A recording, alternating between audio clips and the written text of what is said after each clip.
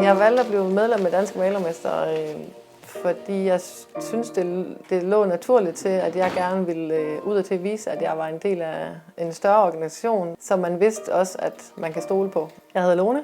Jeg har malerfirmaet Lone Lose, og vi er bosiddende mellem Viborg og Skive. Vi er pt. 11 medarbejdere.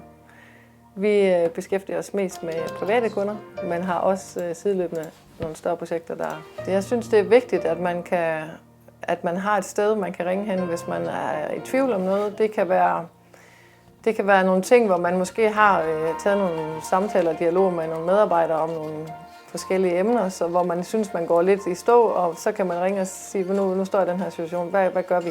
Nu er jeg nødt til at skal hurtigt have et svar, og der får man bare altid et svar. Der er altid en, der kan hjælpe, og det er vigtigt for mig.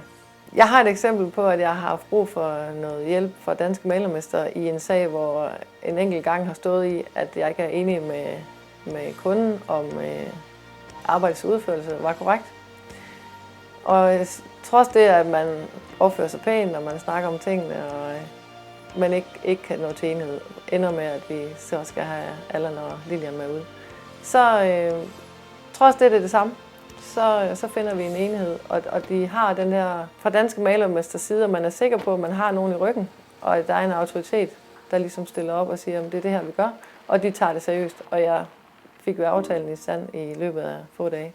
Det er vigtigt for mig, at man får afsluttet sagen, og man har en tryghed i, at man har Danske Malermestre i ryggen.